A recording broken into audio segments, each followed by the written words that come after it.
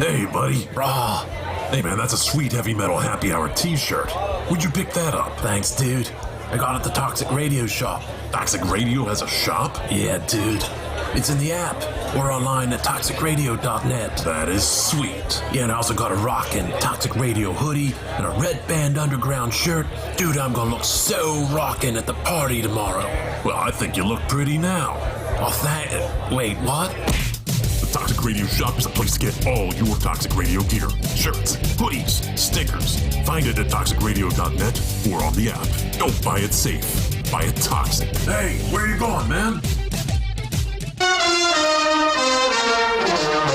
Planning your Saturday night can be a bit of a bitch. Saturday night is the loneliest night in the week. Well, it doesn't have to be.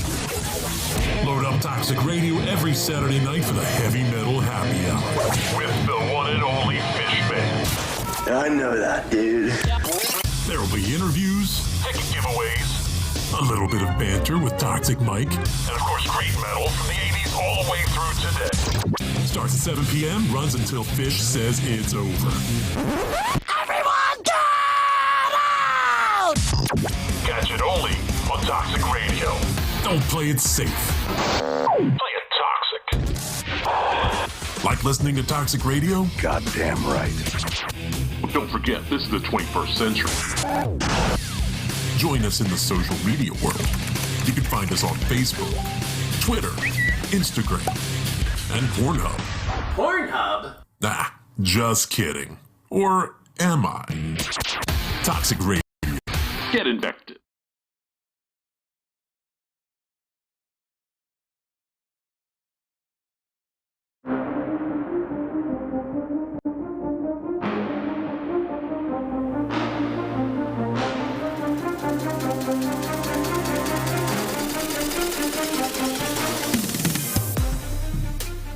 Welcome to Wire2Wire Sports Podcast, Show 49. I am your host, Gene Walzak, and to my right, I got the man, the myth, the legend, Scholastic Shally. What's up? Killing it on college football picks already.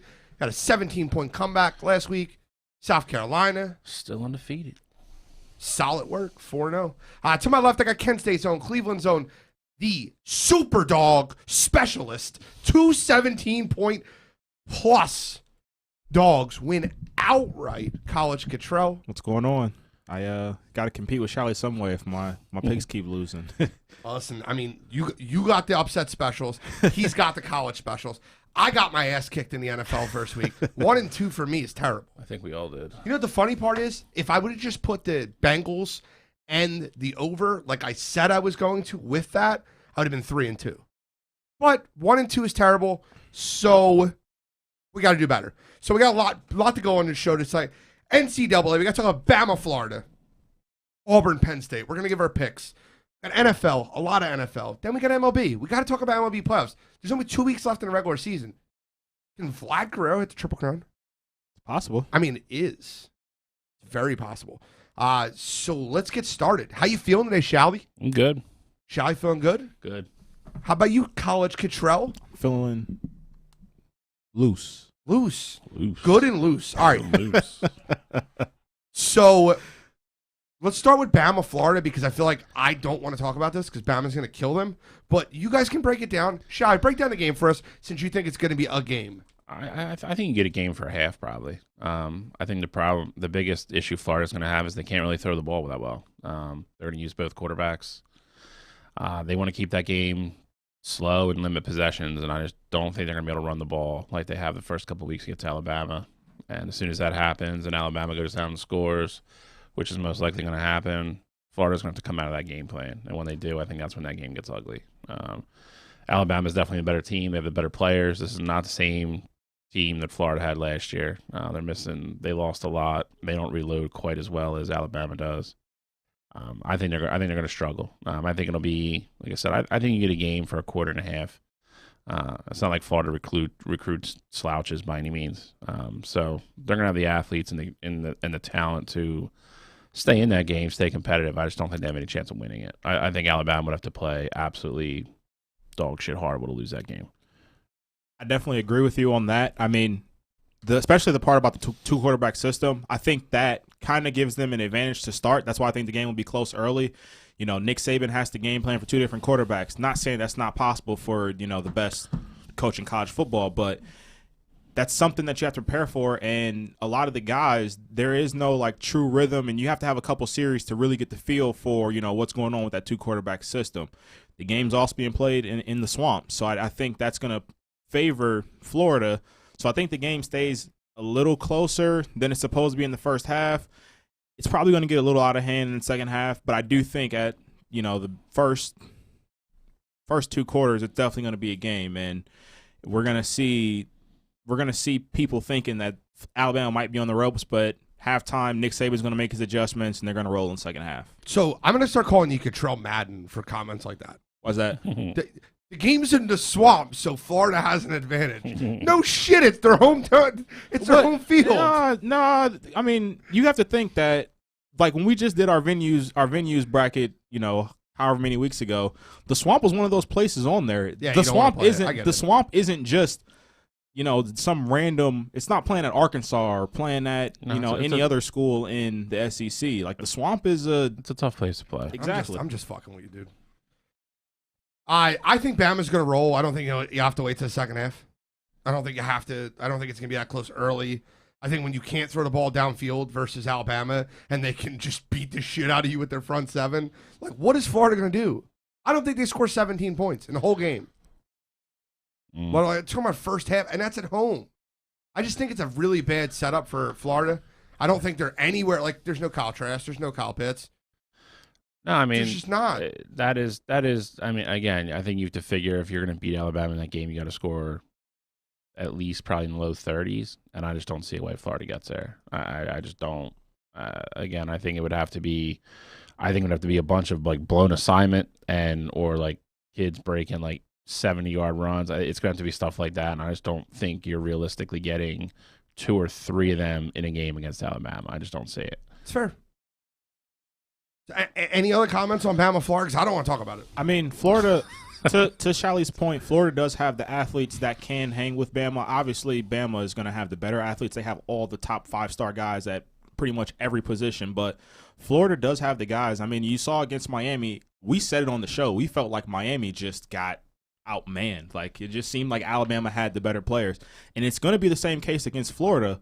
But the difference is that those kids at Florida are better than what we saw in Miami. Okay, so you're right. So let me ask you a question. I'm going to talk about Florida Bama then.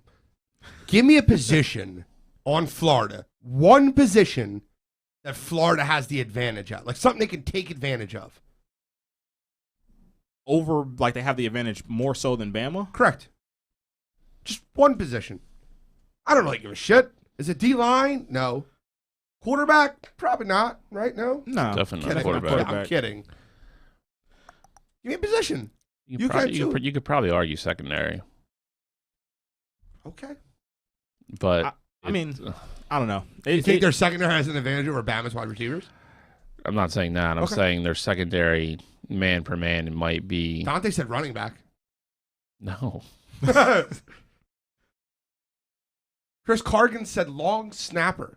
Possible. They have the better long snapper. Apparently. Placeholder. Okay, placeholder. All right. That long snapper placeholder combo is vicious. Give me a score prediction. Bama 38, Florida 20. Okay, so I'm way behind on the picks. Can I give 3? I just want to add Bama to my picks. No. Okay. That's not the rules. Bama 49. Oh, Jesus. Florida 17. I'll go 38-17, Bama. Joseph Jeffers said water girls. He's Florida has the advantage of water girls. Cheerleaders are probably better looking in Florida. I don't know. Did you see the commercial with the Bama chick? She's pretty cute.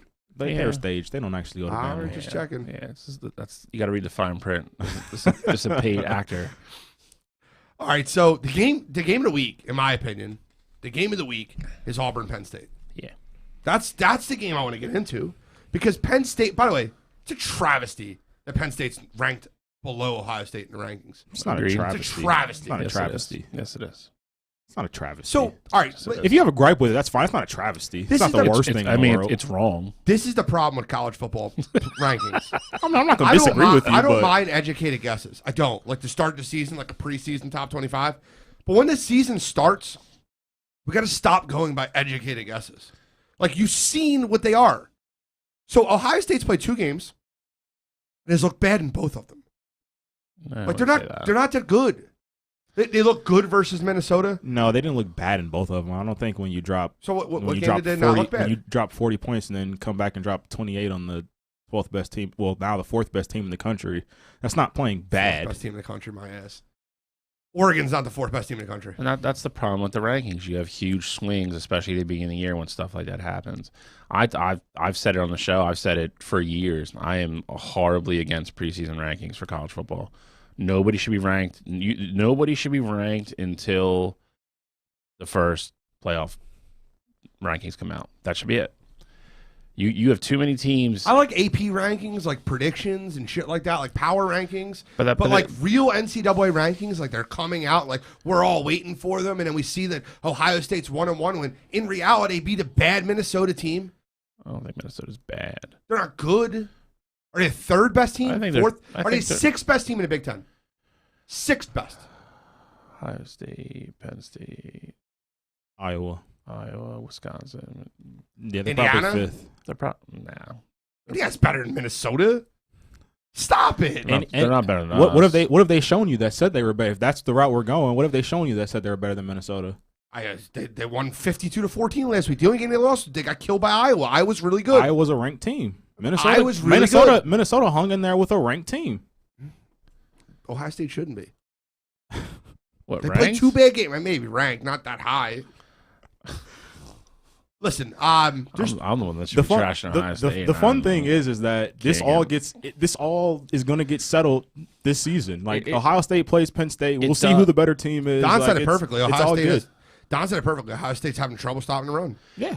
Can't stop the run. No. Again, my problem And they is lost the game without Caden Tivoio.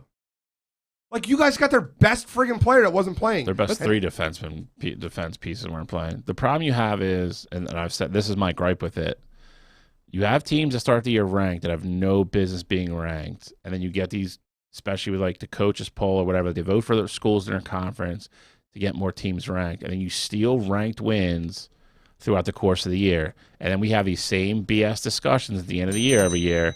Oh, well, Team A has 7 ranked wins, but then you look at out of the 7 ranked wins they have, 3 of the teams are now 4 and 6. They never should have been ranked. They're terrible. They're not top 25 teams. But you sit there and argue till you're blue in the face that their resume is better because they have 7 ranked wins. Well, when 3 of them are terrible football teams, that shouldn't count. That's what I'm saying. You should wait till the first playoff rankings come out, and then you retroactively go back, and that's when you start putting resumes together. Hey, Ohio State is now 6-1, and the rankings come out. Out of their 6 wins, 3 of them are ranked now. Then you get a better read on actually who the teams are. I don't disagree with you. But they won't do it. It's all about money. This week's a perfect example. Auburn was like 12th in other teams receiving votes. They've played 2 awful teams, and they get bumped into the top 25 this week. Why is that? Because they're playing Penn State. And it's the national TV game. Yep. Exactly. So now all of a sudden you have the 10th ranked Penn State versus 22 or whatever they are. Auburn looks a lot better than saying Penn State hosting unranked Auburn. I agree. The other thing though to that though, I don't want to. I'm not here to give the NCAA any credit because I hate giving those guys credit. But to be fair, there has been some teams that were ranked a little bit higher and they haven't looked good. Miami being one of them. Miami's still in the top 25 right now, but if they weren't in the top 25, I wouldn't be against it. LSU, another one. They were ranked 13th 2 weeks ago. Now they're not even in the top 25. So to the NCAA's credit, I'd rather see I know they haven't played anybody, but I'd rather see Auburn in that ranking now, knowing that I've seen LSU play, I've seen Miami play against these teams. Like I'm okay with Auburn being ranked right now, but I do think it's a money grab though. I'm 100% with you on that. Okay, so let's get in our predictions for Auburn and Penn State. I know you guys are both going to root against Penn State, which is fair. You should be. You're an Ohio State guy. You're a Michigan guy. You should root against Penn State here. I never root against Penn State per se. I mean, the only week of the year that I'll root against them is when they're playing us. Like, I don't want them to do bad. I don't like James Franklin. I mean, I don't like James Franklin either. You hate him more than I do, but it's a big game for them. I think they got a whiteout too. Yeah, it's the whiteout. I think they got moved to the 8:00 game. It'll be. I mean, it's one of, if not the best atmosphere thing that they do. You know, college football wise, it's one of the things that makes college football cool. I don't know what Penn State is yet. That's the problem. I think they got lucky playing Wisconsin week 1, and Wisconsin is just not they're not an offensive juggernaut anyway. I think Penn State's defense is very good. Auburn is going to make them play a different way. Bo Nix is very good. It's his 3rd year now. It's going to be a different speed game too. I mean, you know, you could say what you want. I mean, it's an SEC team that recruits very well. It's going to be a faster game. I think you're going to get a better idea of what. Chris Gargan is on fire on the wire line right now, dude. Franklin should be a recruiter. He should just be a recruiter. Yeah. That's exactly right. Thank you, sir. I mean, he's going to leave at the end of the year anyway, so it's not going to matter. I think it's going to be a very close game. I lean Auburn. I just think Auburn. Auburn outright? Yes. Okay. I think Auburn is just going to make enough plays. And again, I think their defense is good enough. That my biggest concern in this game is Penn State's offense. Sean Clifford still hasn't shown me anything. He stinks. I get it. Anything to what. I mean, he should throw the ball Doxson every damn time. Like it's. I just don't. I don't know what they're going to do. I just don't. Again, this is a game I think as good as Penn State's defense is. I think Auburn still probably gets to the mid to high 20s. I have no faith that Penn State's scoring 30 points in that game. They put 52 up versus Ball State. Cool, it's Ball State. I'm kidding. Yeah. No, I know. I'm just saying I have no faith that they're scoring in the 30s against Everybody's Auburn. on Auburn. Everybody's on Auburn. God, Catrell. This is one of my picks for the week, so I'll wait. Okay. So I'm going to pick Penn State. I'll wait. Penn State's my squad. I'm going to ride with them half-assed until they lose a couple games and then I'll like drop off. I was going to say, that I'm sounds not a about huge. right. Listen, I told you right now, I love college football for the sport of it. I'm starting to really, really get into it. And Penn State is the team I've always rooted for years. But in reality, I'm not like a huge I'm a fair weather Penn State fan. Penn State's like the Flyers for me. Like, I like them when they're in the playoffs, when they're competing. And as soon as they lose a couple games, they can't make the playoffs. No, they stink. Yep, I don't care. Fire Franklin. I hate Franklin. I know. He's going to take the USC job, so that's not going to matter. No, he's Good. not. I hope He's so. not taking the USC job. They don't want him. He's on the top of everybody's list. So I think just he root goes for there. the teams I like coming into the year. Like, I was rooting for Sunshine forever because I loved him at Trevor Lawrence at Clemson. Now I'm rooting for Georgia because I really just like Georgia's setup. Like, I've been on Georgia early. I'm just waiting for the Georgia-Alabama game. Fucking right. Let's go. Who do you think's getting the USC job then? What I read today is that their top target is Eric Bieniemy. I don't think he goes there, but I don't think he's going backwards. I just don't. Not backwards. It's backwards. Offense coordinator in the NFL to head coach at USC.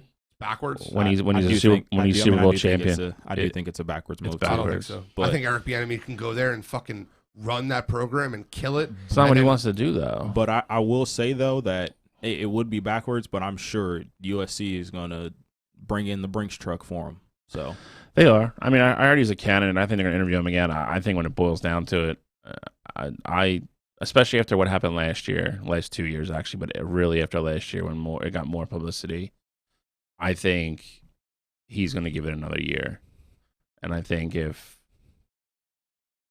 he doesn't get a head coaching job this year, then I think it's a different story. But and again, I don't think they're not going to be able to hire anybody like big that I think is going to walk away from a program 2 weeks into the season to go there. I mean, No. they're not going to hire anybody till the Right. offseason anyway. they'll probably roll with the interim. So yeah, I mean, there's a lot of interesting names, but I wouldn't be surprised. I'm not gonna lie. I'd be surprised if Bieniemy went. I think it's backwards. I think he wants to be an NFL coach.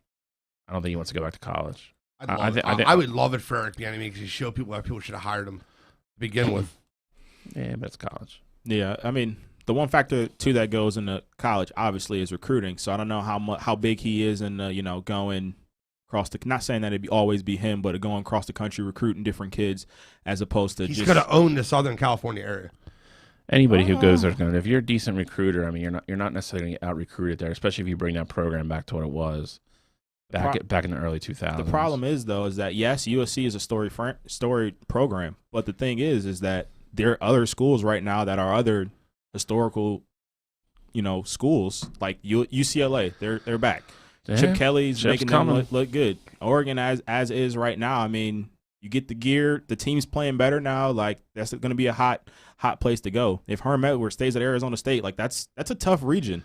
Not to mention you got guys from Alabama, Ohio State, Michigan stealing those guys from the West Coast as well. So it's not just USC isn't what it once was when it comes to recruiting that area. USC is going to get Spencer James. You don't know what I'm talking about. It's all American. But Chris Cargan's been on fire on the wire line. What's he Need to get the guy in the damn studio at this point. He said there's more money in college football. Winning, you're a god. Look at Saban. School should be renamed the University of Saban. A fact. Spitting facts. Solid work, Chris Cargan. Solid work. Other thing though with Saban is that Saban tried the NFL. Yeah, he it wasn't failed for miserably. him. Like Bieniemy hasn't even gotten a shot yet. Yeah. And I agree with part of it, but I think if you ask any coach if they'd rather have a national championship or a Super Bowl, they're going to pick a Super Bowl. Yeah. As an offense coordinator, he already has one. Yeah, but got as that that ring. coach. Okay, so I'm picking Penn State just because I'm not picking against them. So let's get into our college football picks. Okay. Actually, you know what? Let's not do that. I thought we were doing overreactions. I want to do overreactions first. All right. Catrell put together a list of overreactions, college football, and me and Bill are going to react to them in real time. All right, so the first one. Iowa will make the college football playoff. I mean, it's not an overreaction. I don't think they will. Though. It's not no reaction. I mean, I think you'd have to look at it right now. Out of everybody that we've seen play, I mean, I think they're the most complete team in the Big Ten right now. They still have to go to Wisconsin. They get lucky they don't play Ohio State or Michigan or Penn State this year. Their crossover games are easy. If they win that Wisconsin game, they're going to be sitting there in the Big Ten championship game undefeated. So it would be a matter of who comes out of the East if they're going to beat them. So I think I think they have a better 50-50 chance to get there. If they run the table in Big Ten and win the Big Ten championship, they're going 100%. So I don't think it's an overreaction. I just don't think it will happen. Yeah, I don't think it's an overreaction either. I'd lean towards what Gene said. I don't think it's an overreaction at all. I think they're going to slip up somewhere. All right. Michigan is back. Overreaction. It's not no reaction. It's just I couldn't even tell you really what they are yet. You'll find out a little bit more next week. But I mean, they look good. I mean, they look better than I thought they were going to, and I think anybody who follows the team closely would tell you that. I've said Blake Corum's name a bunch of times, joking around on the show, like before the season. He's very good. Him and Haskins have been so good. You haven't even seen Edwards yet, so I don't think they're where they need to be to challenge for anything major. I think they're going to be better than pretty much what everybody predicted them to be this year. Cool. Next. You got anything else to add to that? No. All right. So, I mean, I'll just real quick go back to Iowa. I do think it's an overreaction to say Iowa will be in the playoff just because they got to – I mean, I don't think that it's impossible for them to beat Wisconsin, but then whoever comes out of the East, like you were talking about, Shiley, I think it's going to be tough. I think it's definitely possible, but I don't see them running the table and then winning the Big Ten championship to go to the playoff. And then Michigan being back, I think they're on their way. I don't think they're quite there yet. I agree with that. They got a bad Washington team on prime time. Granted, they did look good. And then their first game of the season was against Western Michigan, and they stink. So, but the way the Big Ten East is set up, they'll definitely be tested throughout the season. So we'll learn very soon how good they are. I'm not ready to say they're back quite yet, though. Agreed. With Indiana being bad and Notre Dame being underwhelming so far, I know they're 2-0, but they've been underwhelming. 3-point wins in both games. Cincy won't make the playoff even if they run the table. False. They run the table, they make it. I'll be 100% honest with you. The Oregon beating Ohio State in my opinion, made it more complicated for Cincinnati to get there. If you have an Ohio State team that has one loss and gets back to the Big Ten championship game and wins, they're going to go. If Oregon runs the table, which they might, they're going to go. And then it gets real interesting. It's tough to run the table. It is, or if you look at Oregon's schedule, they have both their tough games are home. They already beat debatably the best team on their schedule away. Walking into that committee room that last week, unless Georgia beats Alabama in the SEC championship game, I don't know if anybody's going to have a better win than Oregon at Ohio State. It really depends on what Ohio State does the rest of the season. Agreed. If Ohio State falls in their face and they end up with 3 losses or something, then I'm saying this is all predicated on Ohio State winning the Big Ten. And if they do that, it gets real complicated. It gets super hard for Cincinnati to get there. Especially because you already have Georgia, who beat their tough opponent in Clemson. Yes. I think they run the table up to the SEC championship game. And then if you go SEC championship game and it's Bama versus Georgia, depending on how tight that game is, I think we all can agree that loser gets in. If the game's tight and it's the 3-point game. Here's a fun question. If they're both undefeated when they get there, I don't see how you could realistically look at that game and say they're not 2 of the best 4 teams in the country. Okay, so here's a fun question. Just off-the-wall fun question. Mm-hmm. Okay? Alabama, Georgia, and Oklahoma run the table. Like up until, obviously, to the title games. Mm-hmm. Okay. Oklahoma wins. Okay. Oregon runs the table. Okay. Cincinnati runs the table. Okay. What team gets left out? So it's Cincinnati? Because Georgia or Alabama will lose in the SEC title game. So you think an undefeated? So we can just all be on the same page. Let's say Alabama wins a close game in the SEC championship game. Correct. Let's say 31-28. Georgia's only loss of the season. Correct. Yes. They're in. They both get in. So Cincinnati doesn't get in. You're comparing Cincinnati to Georgia, and I just don't think Cincinnati wins that battle. Okay. That's the question you're going to run into. If there was ever going to be a year, I think, for people to stand up and like even shout more than they do for expanding the playoffs, it's going to be this year. I agree. Because it's we've said it from the get-go. This year, college football, we've kind of like dubbed it like chaos, and it's what it's going to be at the Chris, end of the year. they're going to extend it to 12 teams, but we got to wait till 2025. Yeah, you're not seeing it for a while. Sucks. The thing is, too, is that with Cincinnati's schedule right now, Indiana's already not ranked. So even if they beat Indiana, it's not going to go as a ranked win on their schedule. Plus, I mean, Notre Dame is 2 field goals away from being 0-2 and probably being unranked as well. We talk about Notre Dame on the show. They stink. Agreed, but again, resume. That's the only reason. It's still going to hold weight if they go there next week into South Bend and beat them. Of course, no, it's gonna hold weight, but I think it would hold different weight if they were the number 8, number 7 ranked team and they were undefeated. Blowing these small schools out. I mean, they almost lost. We're not going to worry about Cincinnati's going to lose this week at Indiana. I mean, what are they ranked now? I'll say that shit. Notre Dame. Notre Dame's at 12th, so they should be Purdue. I mean, yes, I mean it's going to be close to top 10 win. Yeah, I mean because you figure Florida loses, they're going to move up at least 1 spot, right? So, yeah. My other thing is, dude, I don't know if Cincinnati's going to run the table. Cincinnati's going to lose this week at Indiana. I'm saying that shit now. All right, so let's get into. You got more? Come on. Of course. Talia Tagovailoa the best quarterback in the Big Ten?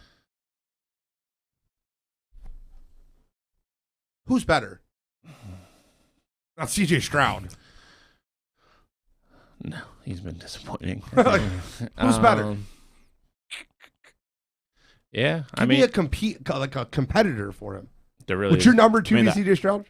Number 2, I mean, I think by default it has to be CJ. But if you put the Iowa quarterback there, I mean, he hasn't looked bad. I mean, he hasn't done anything bad. Has done anything spectacular, but has done anything bad. So he'd probably be up there as well.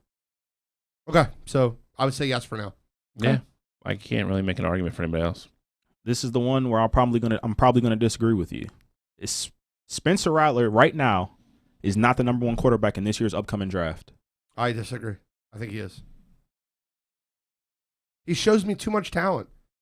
And Lincoln Riley's going to have to, and you're saying right now, so that's kind of like a tricky-ass comment. You're going to give him a whole nother year with Lincoln Riley. Like, I think he's going to continue to develop, continue to get better all freaking year. And yes, the answer is he's going to be the number 1 quarterback taking next year.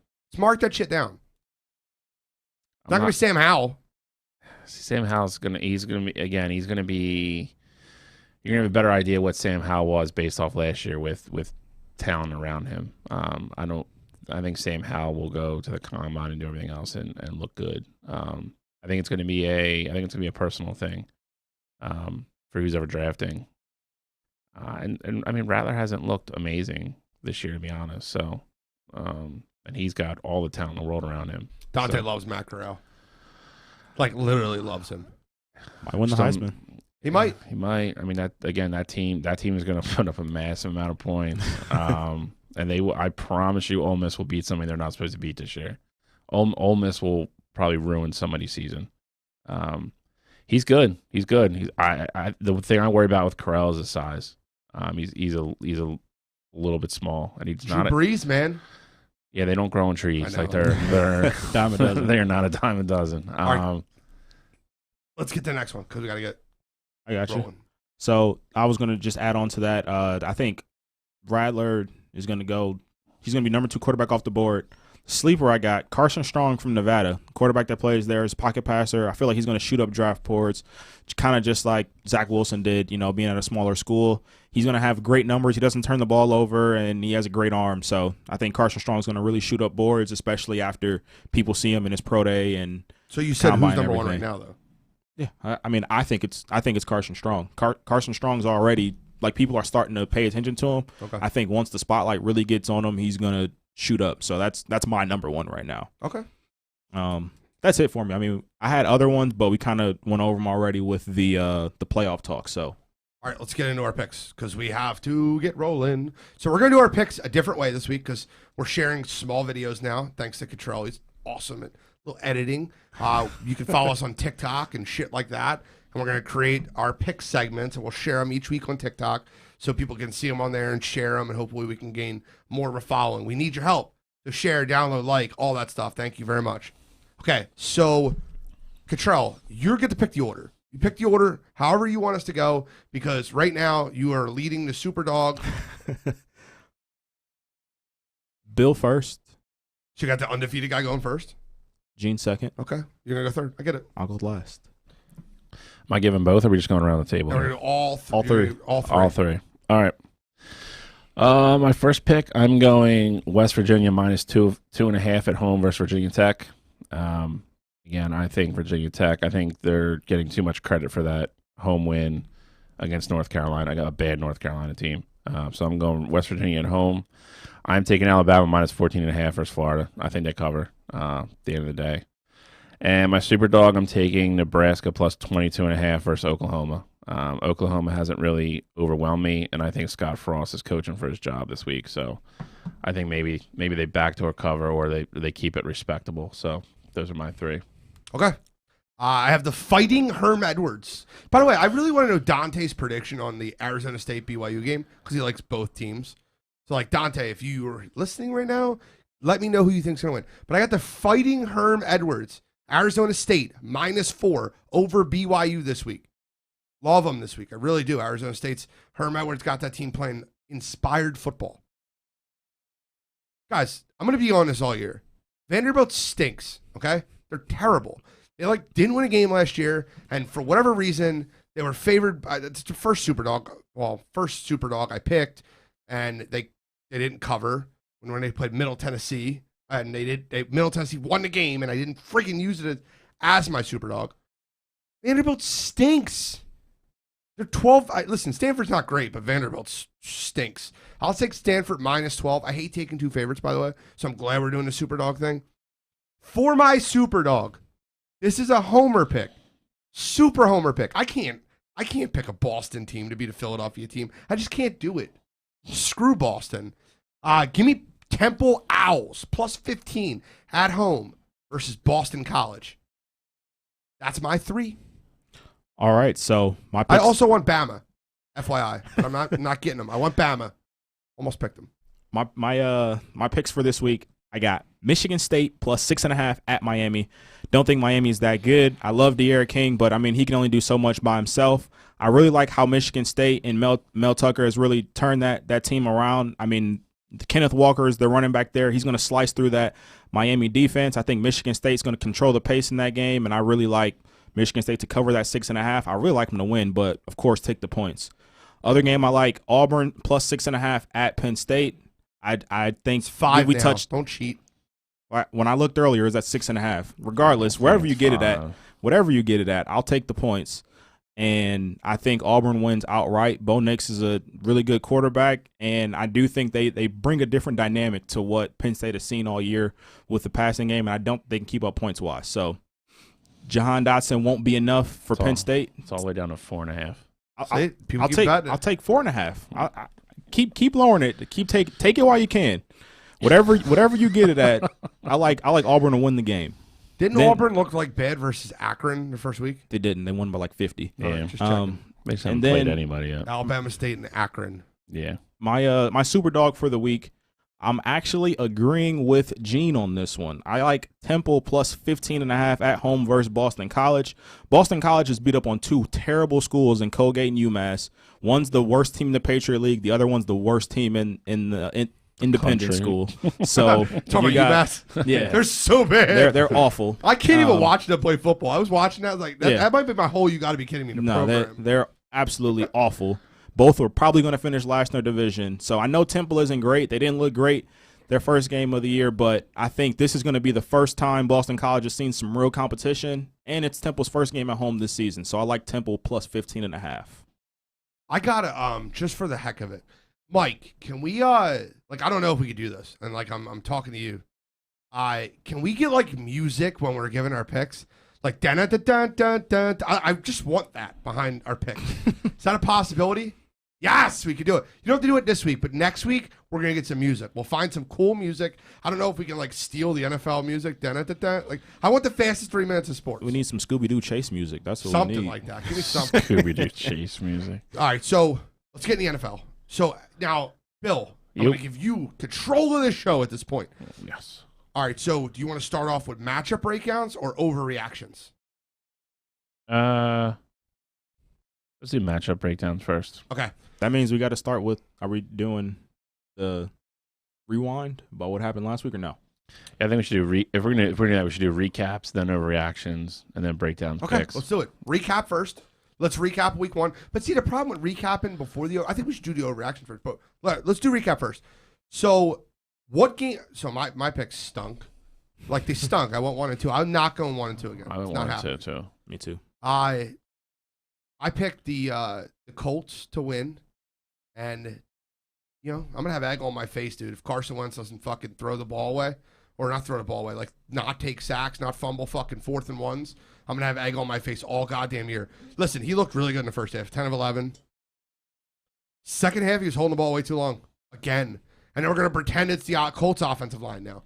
I get it, they were missing their left tackle. They weren't playing great, but I will criticize the fuck out of him this year if he does not do what I think he's going to do. I'm still on the bandwagon, though.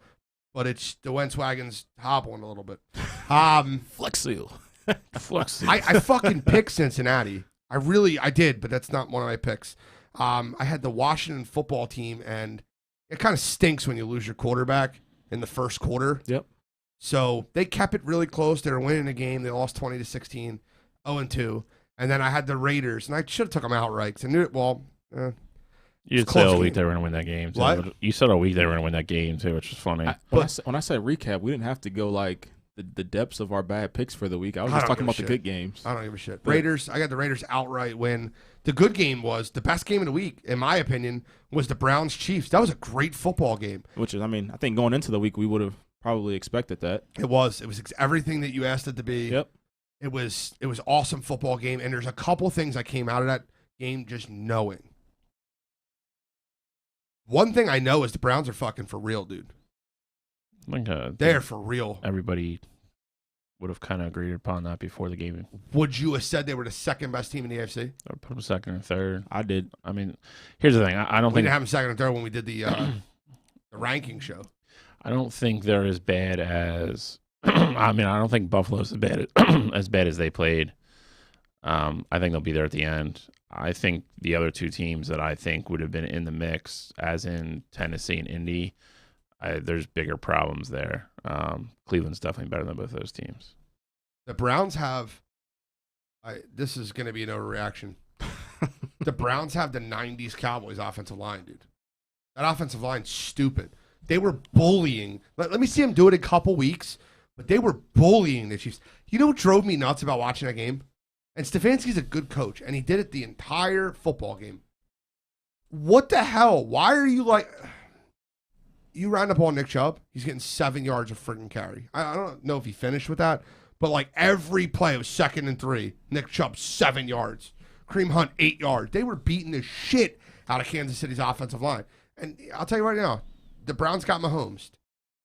It was too big of a discrepancy between quarterback in the game, and nothing wrong with Baker. Baker's decent. He's not Patrick. Baker played great. I mean, I think he missed 2 throws, and one of them wasn't his fault. I mean, there was a throw on 3rd down. I think it was like 3rd and 13 where he missed Njoku on a comeback. The ball skipped to him. It was like 3 yards short. That was a horrible throw. But I mean, the last play that they had on offense where he threw the interception, I think he was really trying to throw that ball away. It seemed like he was trying to get it out of bounds, but he was getting hit. So I'm perfectly fine. You know, Baker didn't have 3 touchdowns or anything like that. I think he threw for like 300 yards, 324 yards, I want to say. 321. With no touchdowns. But I thought he had a really great game. I don't think he had a great game. I think he only missed. I think he only missed 2. He only missed 2 throws from what I remember. He was 20. He was 21, 28, 321, no touchdowns, 1 interception, 68 QBR, only a 97.5 rating. That puts him probably the bottom third for the opening week. I mean, he had Anthony Schwartz dropped the ball. I only saw 2 bad balls from him, and one of them he was getting hit. That's what I'll say. I don't think he played bad. It's just they were determined to win that game with running the ball and everything else, and that's fine. 315 though. 321. Well, 321. That's my point. Yeah, threw for a lot for determined. I feel like they should have ran the ball more. I don't disagree with you. I mean, I don't know how much of their game plan changed after their starting left tackle got hurt, Jedrick Wills, but I don't think it should have changed too much just because you got, Batman and Kareem back there. So, but I mean, we'll see. It's going to be the toughest game of the year. They look great there, so I really think they're going to come out and kill Houston. Beat the balls off the Texans this week. That's an easy pick. I'm not going to use it. It's too easy. And then there was there was good football games, but there's nothing compared to that. Again, I mean, I think the Chargers watching the game was actually very good if you watched it. Mm-hmm. It was 2 very good defenses going against, 2 offenses that were pretty good. Again, the downfall of that game was Fitzpatrick getting hurt. Kind of changes the whole division. I mean, they put him on IR, so I mean he's out at least 6 weeks. I don't know what that does going forward. I don't know if they're going to try to get a quarterback, if they're going to roll with. They said they're going to try with Taylor Heineke. I just don't know. I don't he know. Didn't look bad in the playoffs last year. He didn't. It was kind of lightning in a bottle. You can't prep for him type thing. Again, we'll see. I mean, you're going to see real quick. I'm trying to think. A Dallas-Tampa game, we could talk about that. Yeah. Cowboys being Cowboys. Cowboys being Cowboys. I mean, listen, it's great to Dak I just don't like Dak. the moral victory bullshit. Like we were right in the game versus Tampa. You found a way to lose it like you always do. That's just what they do. And again, that's one of those situations. I mean, Tampa Bay did not play well in that game. People need to start putting that in their arguments when you're going to argue against me that Dallas played great. Tampa Bay turned them over 5 times. I kept Dallas in that football game. That's not going to happen on a normal basis. And it's the same thing. They can't run the ball anymore. I don't want to say that yet. Tampa Bay has the best rushing defense in the league. They do. They were first last year, so I don't want to say that they can't run the ball just because, 1, they were missing Zach Martin, and 2, they were going against the best rushing defense in the league. So I'm not ready to say that quite yet. Zeke won't rush for 1,000 yards. I got a comment about Zeke, so let's get into our reactions because I really want to get into this because a lot of these are going to talk about League One. So first overreaction. Jameis Winston will receive MVP votes. It's an overreaction. Jameis Winston and his LASIK eye surgery will receive MVP votes. That's definitely an overreaction. 5 touchdowns. If you said Pro Bowl votes, I might, but MVP votes, no. Okay, second one. Matt Stafford will receive MVP votes. Yes, I'll agree with that. Oh, you said Matt. Okay, I don't know why. My mind originally said Matt Ryan, so I'm like, what are we doing here? Matt Stafford will receive MVP votes. I mean, he's only got to get 1. Yes. So yeah, I'll go yes. Just one. And they do first through 5th. Yes, they look good. So, that's 2. The third one is to stay on the quarterback train. There's 3 of them. Kyler Murray will finish top 3 MVP, if not win it. I think that's an overreaction.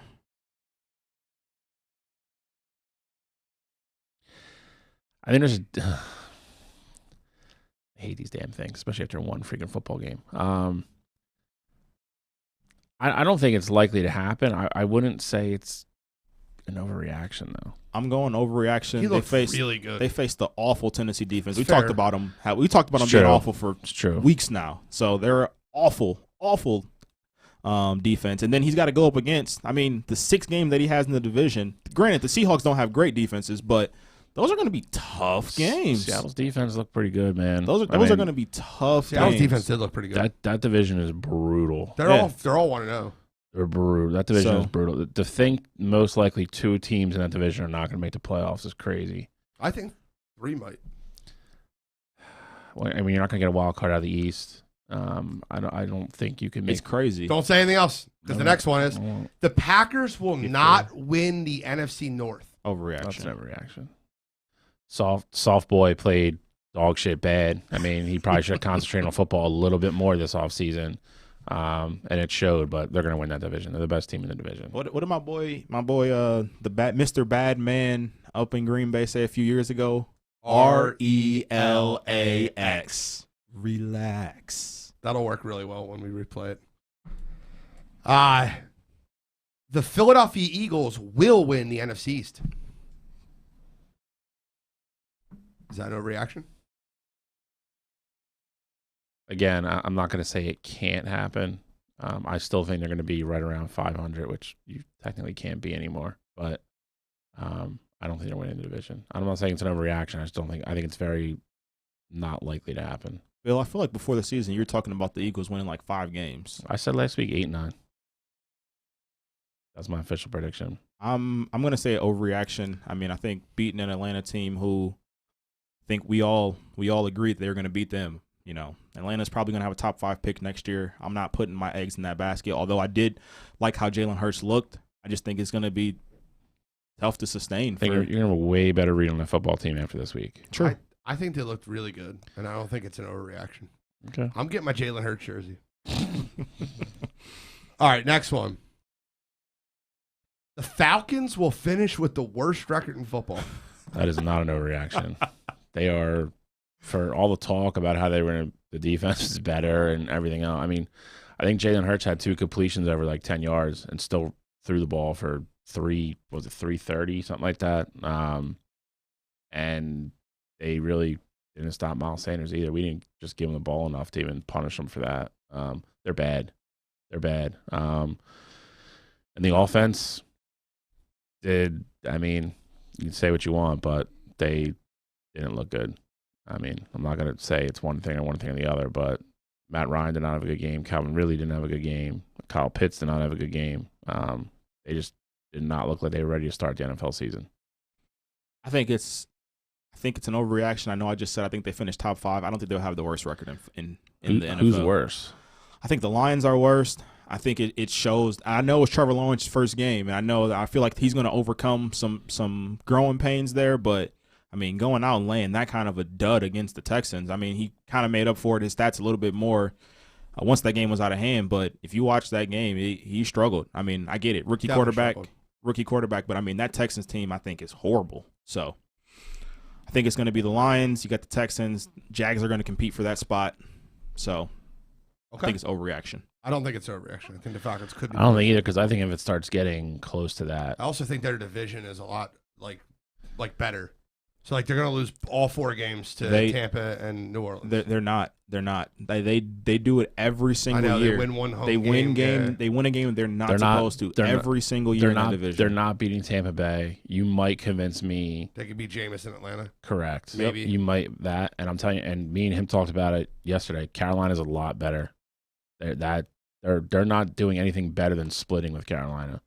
Okay. The Browns are the most equipped team to take out Kansas City. It's not no reaction at all. I think after you see the last 2 games they played against them, who's come closer other than Tampa Bay, obviously. Shut up, Kevin David. What do you say? Shut up.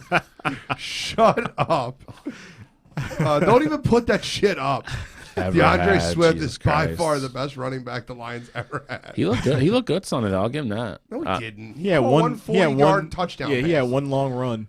No, it was a 40-yard little yeah. It was one long. He didn't look good at all. He's going to look about as good as anybody's going to look on that team this year. That's fair. I don't think that's an overreaction at all, actually. The last few times they played him, they've both been away. So, I mean, I would love to see if somehow Kansas City loses the 1 seed and they have to go to Cleveland. That would be interesting. I think Cleveland might be favored in that game, especially in the cold. I don't think they'd be favored. Kansas City's freezing cold in the winter, too. But I don't nowhere. I don't think it's an overreaction either. I don't want to make excuses for why the Browns lost. You have things that happened in that game that I don't love this think gonna follow up with you an had excuse.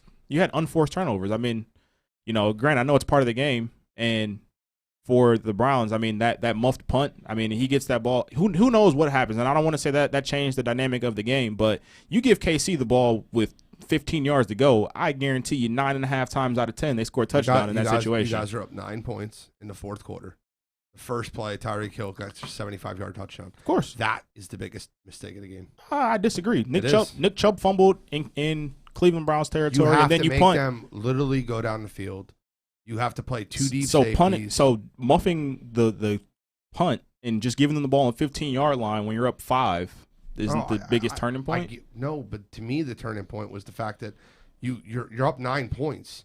Like, you have to make them have a long drive to even get points.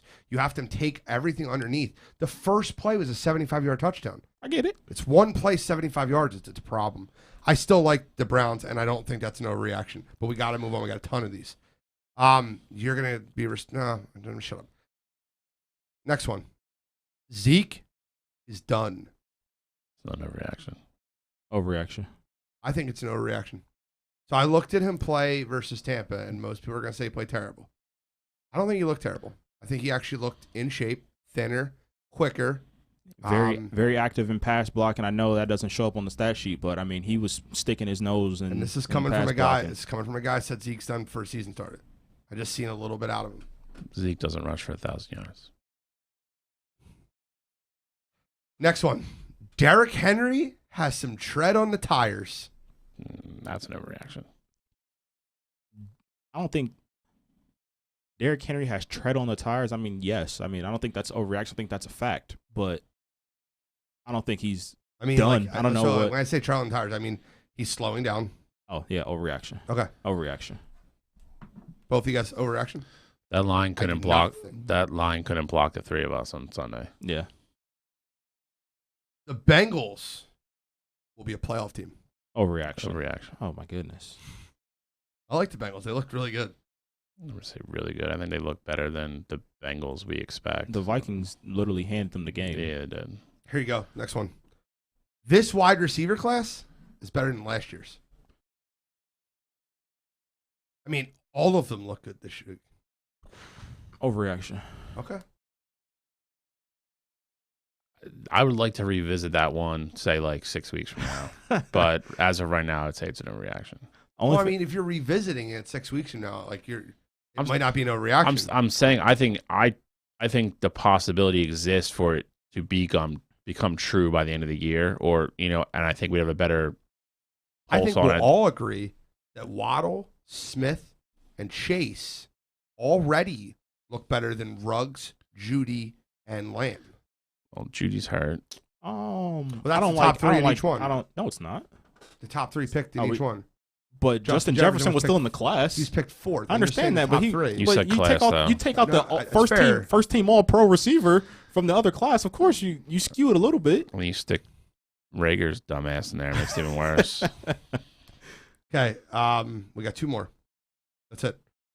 Mac Jones will win Rookie of the Year. I think he's a chance. I don't think it's an overreaction, Yeah. but I also don't love any rookies this year. Right now, at least. Fair.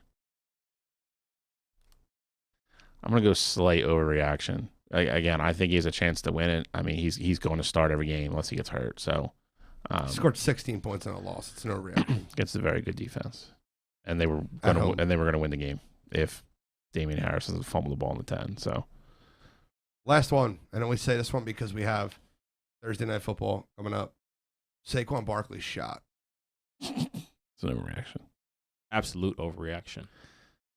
I told you guys Denver was going to smack New York, and that's what happened. Denver has everybody back and healthy. They're an underrated football team, and New York is just freaking terrible. I don't know. I don't know what they're going to do because they're so stuck with Daniel Jones. It's ridiculous. Like, I just don't know what they're going to do. I don't know what people would expect from Saquon back first game from ACL injury. Like, did you just think he'd go out there and have 200 yards? Like, AP first is such game? a freak, dude. I know. And AP never ran behind that offensive line either.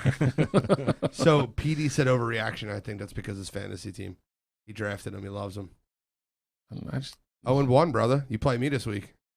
Don't go 0-2. I don't want to hear any shit after you go 0-2. Wire2Wire. especially after that strikeout last night. Yeah, they kicked their ass though. I can't really talk shit. I struck PD out. I'll talk shit. That's fine. So let's get into this week's games. We're going to start off with the Eagles, as we normally will do each week. The Eagles play at home versus San Francisco 49ers. I will give you my take on it, and then you guys can react. I think that this is a really, really good game for the Eagles to catch the 49ers. If the 49ers would have continued to coast in that game versus Detroit, it wouldn't have mattered as much.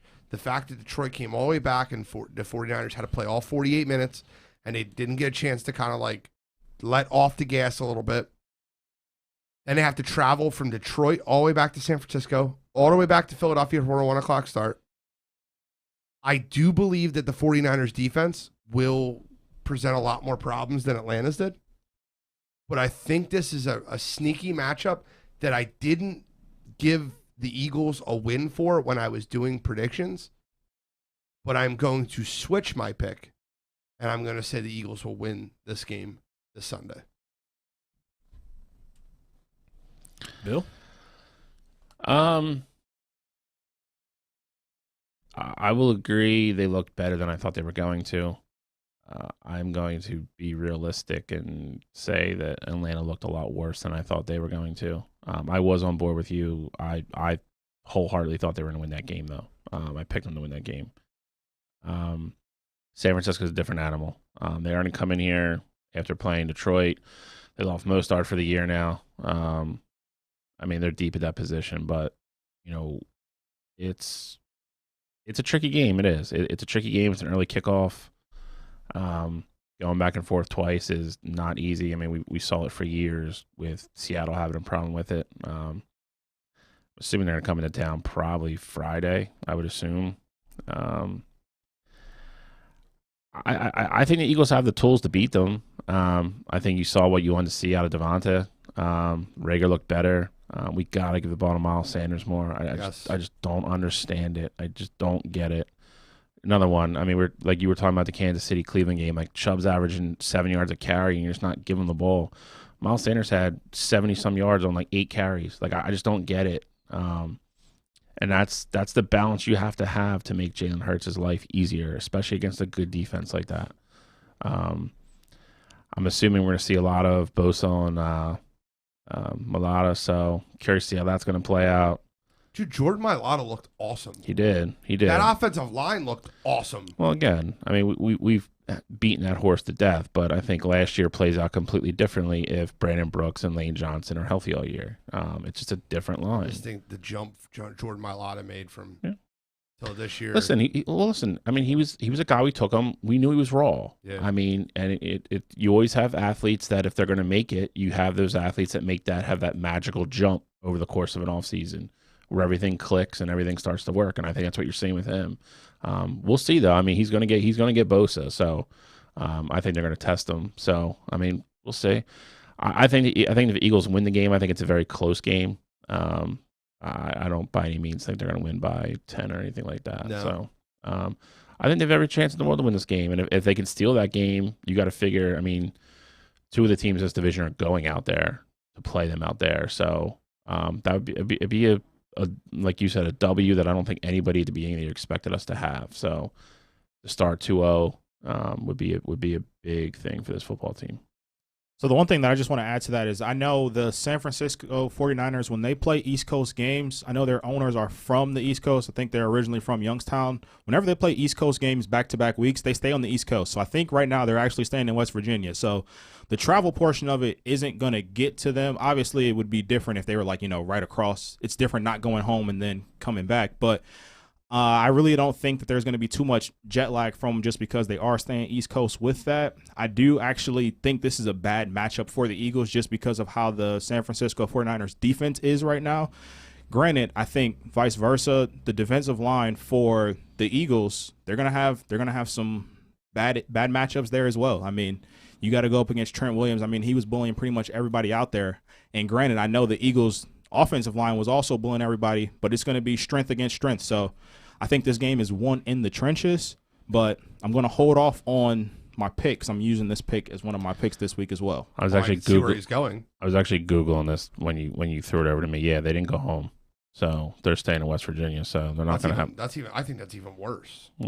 It's gonna not sleeping in your own bed for 2 weeks. Yeah, it's gonna be. They're athletes. Yeah, they're gonna be adjusted to it. Though they're not going to have the lag. I mean, so. Let's get the next one. Cowboys Chargers. Got to NFC East. Cowboys Chargers. Cowboys are going at the Chargers. They have extended rest. The Chargers are 3-point favorites in the game. Chargers won on the East Coast, coming back West Coast. I think it'll be a good football game. Marcus Lawrence is out now 4 to 6 weeks. So he's hurt. So I still think the Chargers win the football game. I think they're the better team. I think the Chargers are going to be able to throw the ball across that Cowboys secondary. Would Tampa Tom throw 400 yards? Yeah, I mean, again, I think if we saw anything, I think Dallas has the same glaring problems they had last year. I would say their front played a little bit better. Micah Parsons is going to get better every week the more he plays. I mean, if you watch him at all, just the athleticism, his instincts for the ball, you see it. He actually over-pursued some things because he's just so fast. He's just so fast, and he read it so quick. He actually over-pursued. It's really not his fault, but cutbacks were there, and people behind him weren't doing what they were supposed to do. That secondary is terrible. I mean, and I get it. Like, don't get me wrong. You're playing Tampa Bay, who has legit 3 number 1 wide receivers, and then you throw Gronk in there, and then whatever else they do out of the backfield. But Los Angeles. Their receiving core is not bad either. You got Keenan Allen, who may be the best route runner in the league. Mike Williams, when healthy, is a beast. He's a handful to deal with. I just think it's going to come down to what it always does. I think Dallas isn't going to get a stop when they need to. I think the Chargers are a better football team, and they're home, so I'll take the Chargers. I'm also going to roll with the Chargers in this one. I don't think it's going to be necessarily a runaway. I just feel like the Chargers. I think it's a close game. I think the Chargers are just going to have a little bit more in the tank at the end of the game. Plus, I trust the Chargers defense a little bit more than I trust the Cowboys defense. Right now, everybody for the Chargers is still healthy, and we saw in that game against Washington. I mean, Mike Williams can make some big time plays, and he's still healthy right now. So I'm hoping he can stay on the field, and I think he's clearly they got the advantage there with Mike Williams and Keenan Allen. So I like the Chargers in that one. He's a great wide receiver to have till about week 7 or 8. I got him on my fantasy team. There you go. Play him now. Play him while you can. I will. He's looking good. Yeah, so that's that game. I think the Chargers win. I think the Cowboys go 0-2. Hope. So that'd be better. Dallas fans will be on the bridge. Next one. We got the Rams at the Colts. I didn't want to talk about this one this week. Listen, I think it's the one thing everybody said about Indy going in was their schedule was tough, especially at the beginning. I think the Rams are. Can't lose back-to-back home games. No. Can't do it. I think the Rams, for me and Gene, I think they look just as good as I thought they were going to. I know you're not on as high as he will be soon. He will be. Defense looked good. That's all I'm going to say. Offense looked good. Yeah. Listen, that was the dynamic that they were missing with Goff. They had that rollout play through the bomb touchdown. He was like, is Cooper Kupp really that far open? Did you see that? Did you see the Bears socially distancing on the field? Yeah. He was 15 yards behind everybody. I feel like McVay drew that play up probably sometime in April. Like he was like, "Oh, we got Matt Stafford. Yeah, we're gonna do this play. First drive of the game." Oh yeah, he couldn't wait to call it. I think that offense is going to get better. The more they play, the more they get comfortable, the more Stafford gets comfortable. My one concern, I think, was how Darrell Henderson was going to look. He looked okay. I wouldn't say that. I wouldn't say he looked okay. I was going to say I thought he looked awful. He looked terrible. They're not going to be able to run the ball. And then Sony Michel, they didn't even want to give him a chance. So I don't know what they're going to do with the running back situation.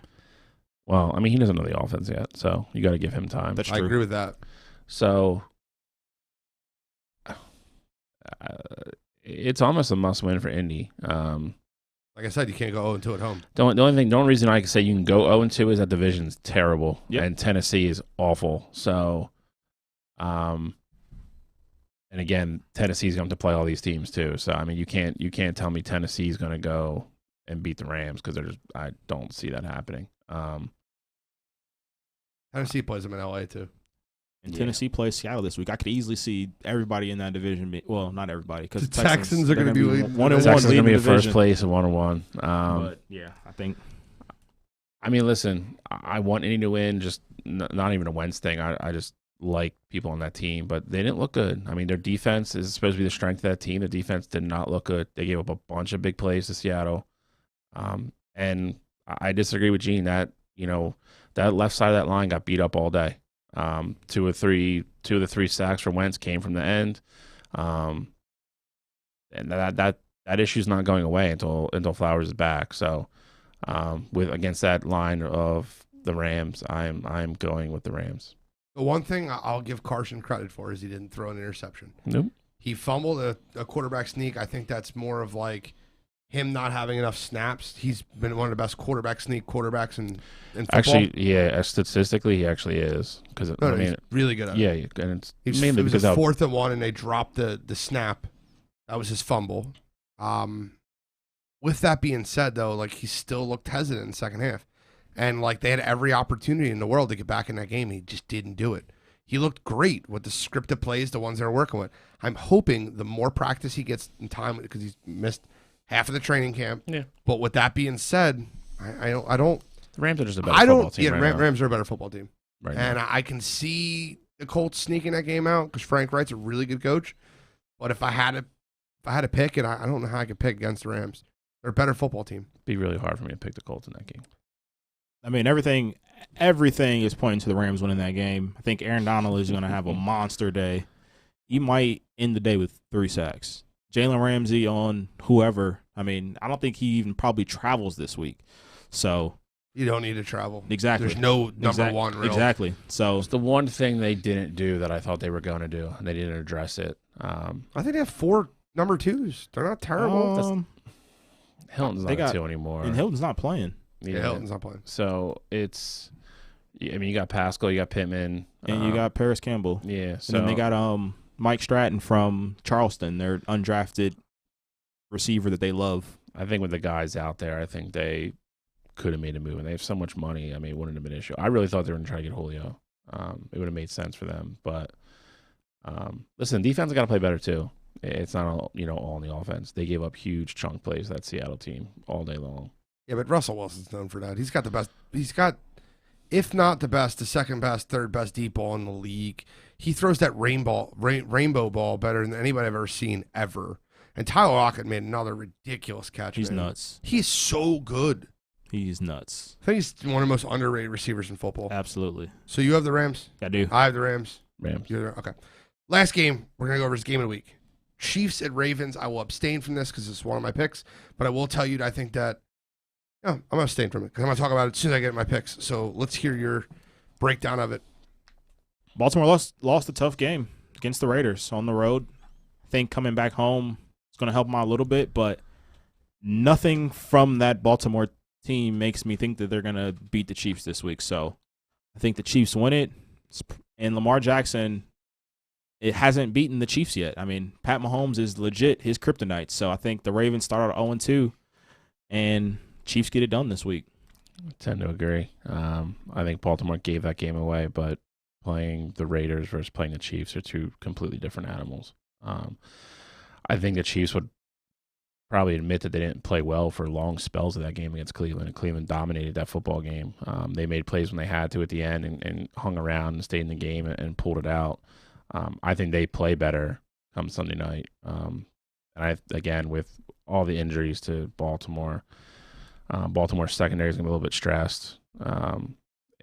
I think Kansas City wins that game, and it's probably more than a touchdown, to be honest.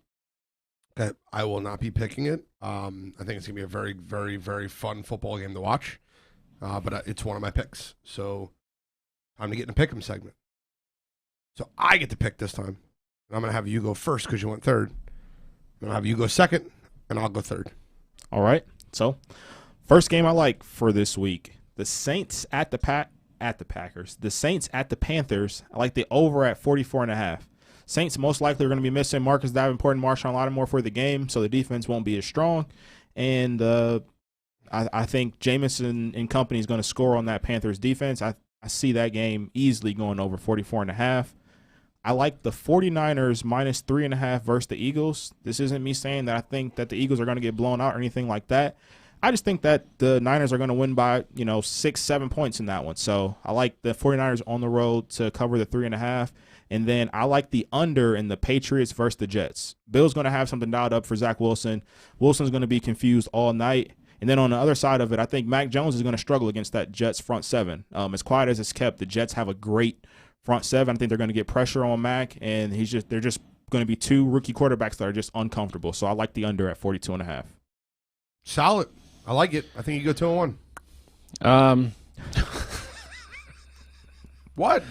That's fine. That was just funny. I just wasn't expecting you to say that. My first pick, I'm going Denver minus 6 at Jacksonville. I'm going to keep playing the trumpet for Denver until somebody starts listening. I know they only beat the Giants, but I think they're an underrated football team. I think the defense is going to cause Jacksonville even more problems than they played against last week. Check down Teddy will score enough points to get it done. So I think Denver wins by way more than 6, but I'll take this. I'll take the 6. Well, I'll give the 6 on the road, actually. My next pick is Arizona minus 3.5 against Minnesota at home. I will believe in the Cliff and Kyler thing for one more week until inevitably one of them has a shit game. Minnesota didn't look good to me. I think their offense had a couple good drives where they played well. Other than that, they look really flat. Dalvin Cook didn't have a good game. Didn't run block well for him. And I think Arizona at home with that offense, with that defense, only given minus 3.5. I'll roll with Arizona. And then I think this is the gimme of the week. I think Seattle minus 4.5 at home against Tennessee. I mean, I think we've talked about both teams enough already. I think if Seattle shows up and plays well in that game, they cover that easily. Okay. 3-0. Let's have some fun with this one. So I have a sexy pick, very sexy pick. I'll save that for third. I have my no doubt about it, I think, like a strong play. And I have a really ugly pick that I don't want to really pick, but I'm going to pick it because everything in my betting soul tells me I'm right. It goes against your pick. Okay. I get Jacksonville plus 6 at home. I think that the West Coast travel, West Coast, East Coast, West Coast, East Coast with Denver, and Jacksonville looked really terrible. I think that the spread is telling you everything that you need to know in this game. It should be more than 6 points. Denver looked really good defensively. Jacksonville looked terrible, and I just think for whatever reason, check down Teddy is just not going to look good against that awful Jaguars defense. This is one of those games where, like, if I was betting heavy money, I would bet it and not watch the game and be like, all right, I looked at it. They lost by 4. Yes. But I have Jacksonville plus 6, and I'm very confident in that. Second one on the agenda. This is my gimme. Someone needs to try to explain. And you know, it's funny. Last week, I should have took my gimme. My gimme was the Rams. I talked about the Rams 3 weeks ago. I'll take the Rams no matter what they're laying. They're going to kill the Bears.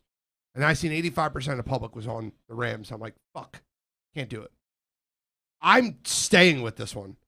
How the hell do the Bucs not win this game over Atlanta by more than 12.5 points? Bucs have extended rest. Tampa Bay played a really close game versus Dallas. They're going to get extra preparation. Tom Brady, Bruce Arians aren't going to take a division game anything but serious. Matt Ryan and the Falcons looked awful. They got to play at Tampa. I don't know how the Bucs don't put up 45 points. And if they put up 45 points, I don't know how you think Atlanta's putting up 30. No chance. I don't see any way the Bucs do not cover 12.5. That is my strongest play. I feel very, very confident now. The last one, I'm going to remind you of something real quick. This is for all the TikTokers out there.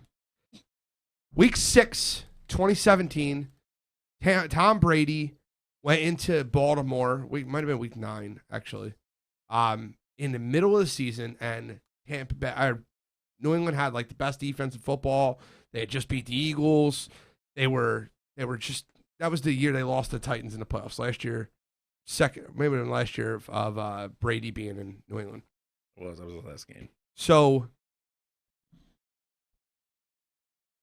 Baltimore with that blackout on Sunday Night Football is just a different program to play against.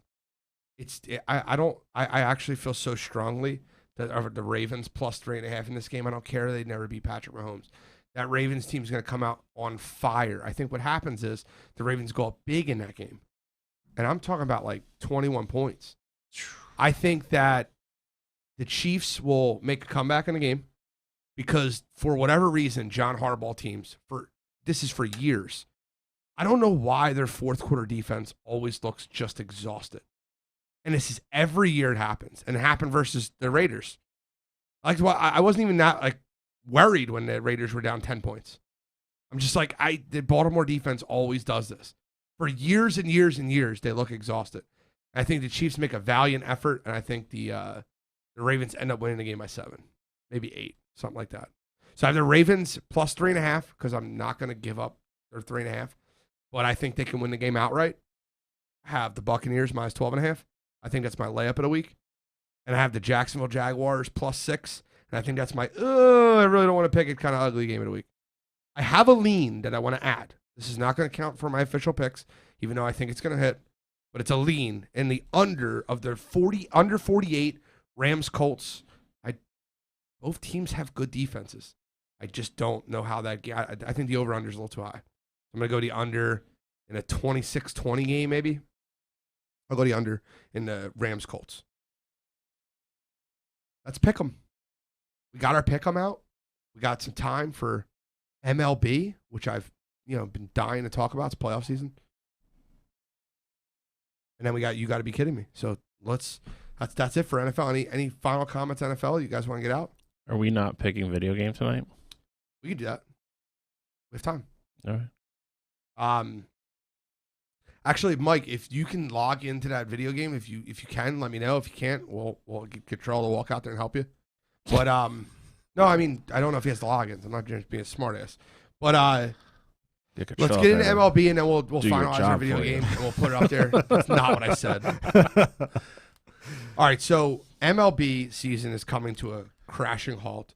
Playoffs are going to be a lot of fun. I can't wait to watch them. But one of the things I wanted to talk about were the playoffs and kind of like where we were at the beginning of the season. Playoffs. And where we are now. So Phillies fans are happy the Phillies beat the Cubs, who are awful, like a goddamn AAA team. But they're 73-72. They are on pace to hit exactly where I said they'd finish for the season. They're exactly what they are who I thought they were. So what are you guys' opinions? All right, so let's go over it real quick. Let's remind ourselves. Catrell, do you remember your picks beginning of the season for the playoffs? White Sox, Yankees. I think it was the Angels. Okay. Then wild card, Blue Jays, and I don't remember the other one. You're not too far off. NL? Oh, NL, Dodgers, Brewers. You picked the Brewers? I think you picked the Cardinals. I think I picked both of them. Okay. Just to make it in. And then you picked the Masons, the Mets? I did. I picked the Mets and the Braves. Okay. I think those were my 5. Shally, who'd you go with? I went Atlanta, New York, Milwaukee, Sandy. You definitely picked St. Louis before the season started. I don't think I did. You know why? Because Goldschmidt and Arenado were there. And I remember St. Louis being, like, everyone picked them to be in the playoffs. I picked them. But we were all wrong about it. I didn't see this Milwaukee team blowing up like this. And I know you had the LA Dodgers, and I think you had the Padres as a wild card. And then you had the... I mean, nobody had the Giants. I promise you that. Nope. And then AL, I had Yankees, Tampa Bay, Chicago, Houston, and then I had A's. Where I know I picked the A's for my other wild card. I do know that. I know I didn't take Toronto. I took the Yankees to win the division. I took Tampa and Toronto as my wild cards. I had the White Sox in the Central, and I had the Houston Astros in the West. Yeah. So I'm pretty close. I'm close. And in the NL, I had the Nationals winning the division with the Mets finishing second. I had St. Louis, and then I had the LA Dodgers and the San Diego Padres as my other wild card. So obviously some of us were off, some of us were on, and most of them. I think everybody's seen the White Sox coming.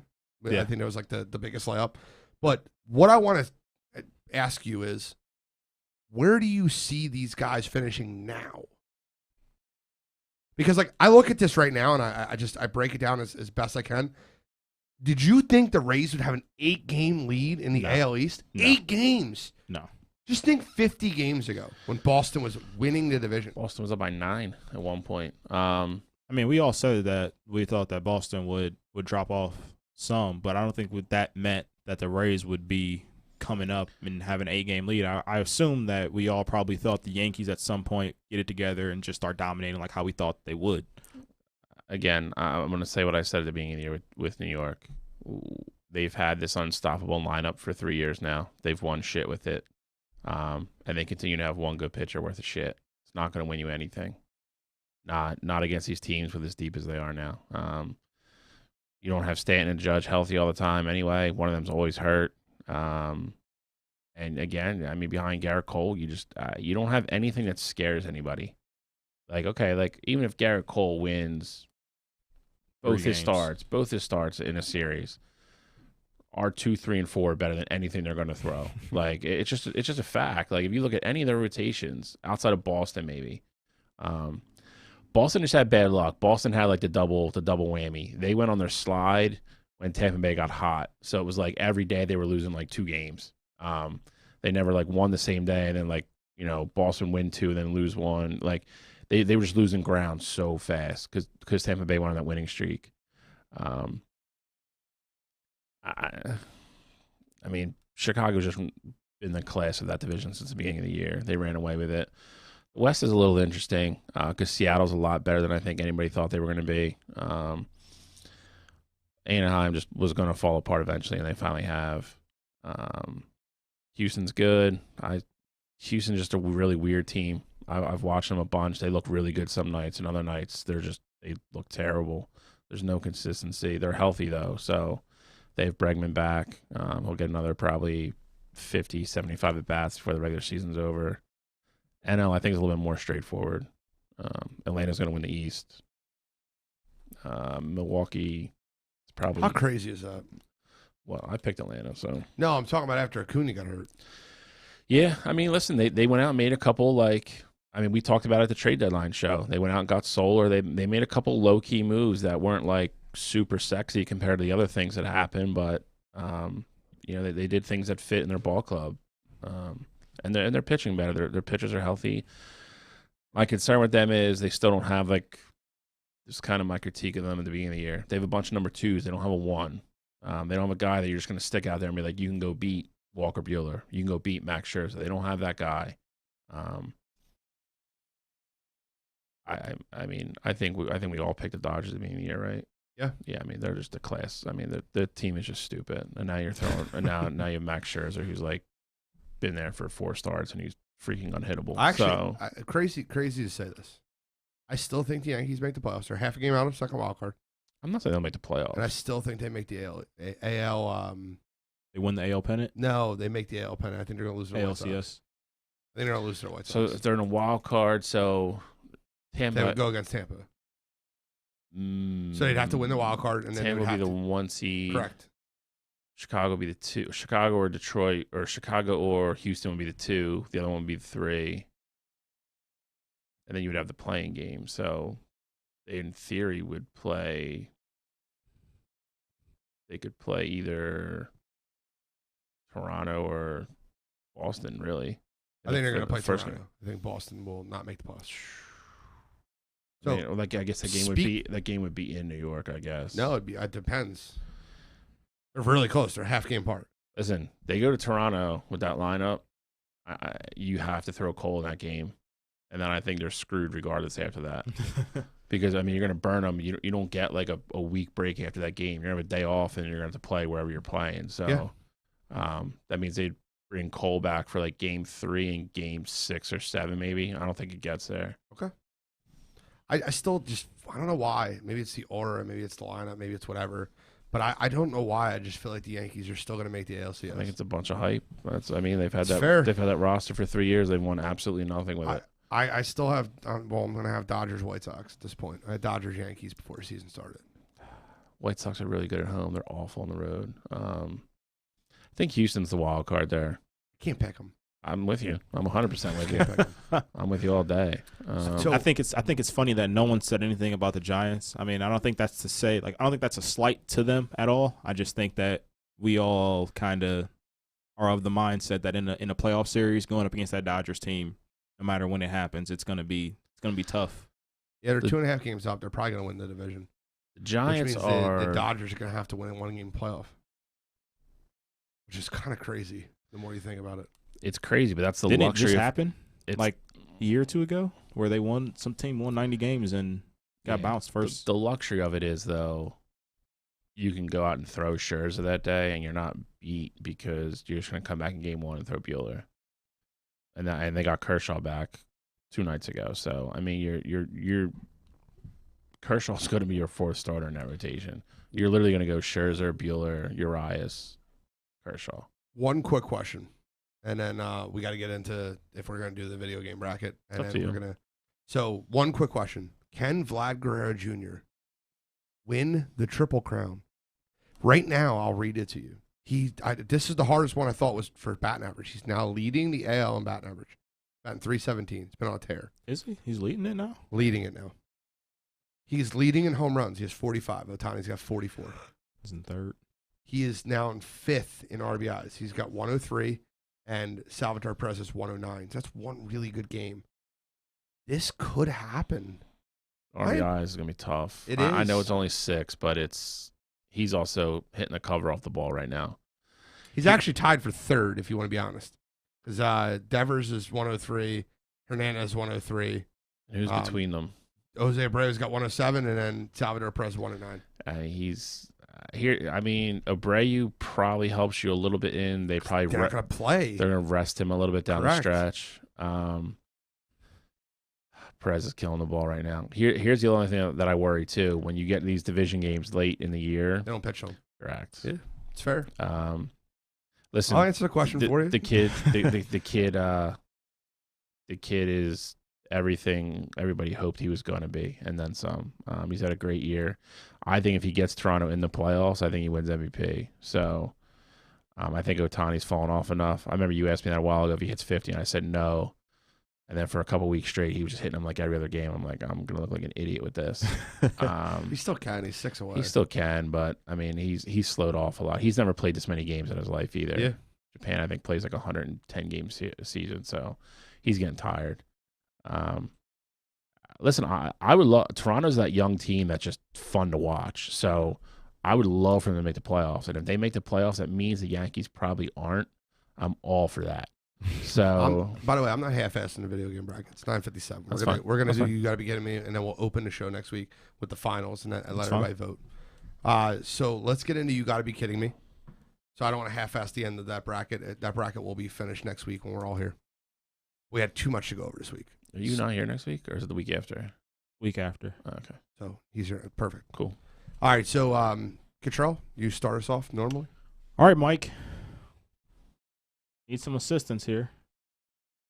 He's going to throw a picture up. Oh, God, this is amazing. So, For those of you who don't know, Hashtag bad luck. Florida State lost this past week against Jacksonville State, which is a Division I AA school. They're one of the class, actually, of the D1 AA. But regardless, it's still Florida State. So after the game's over, while Jacksonville State is still celebrating on the field, this Florida State player here decided that he was going to propose to his now fiance.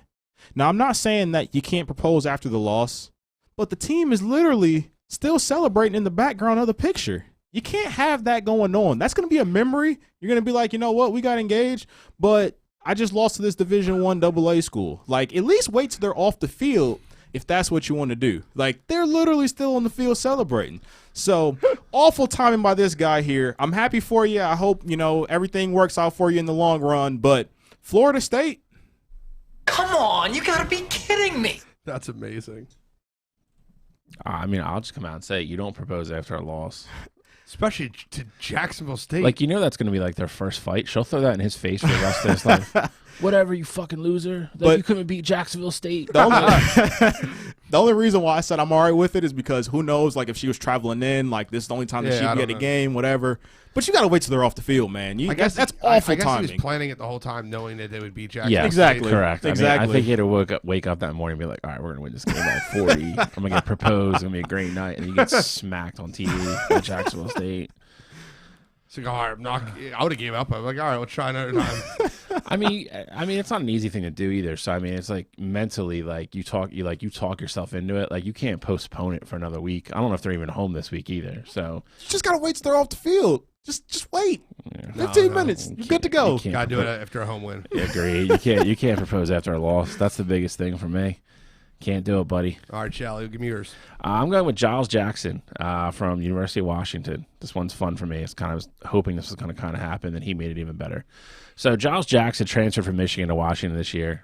He was not happy that he was not listed as the number one wide receiver that Ronnie Bell was. Ronnie Bell went out and proved that his first week before he got hurt, why he was number one. Giles Jackson threw a lot of shade at Jim Harbaugh and the program in general when he left town, when he entered the transfer portal.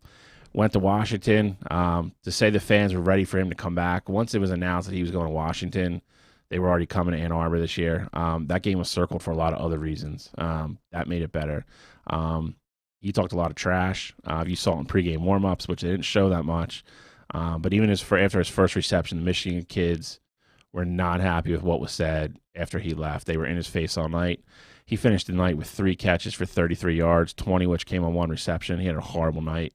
But leaving the field, you've played there for 2 years. You know what the crowd's like at any big stadium like that.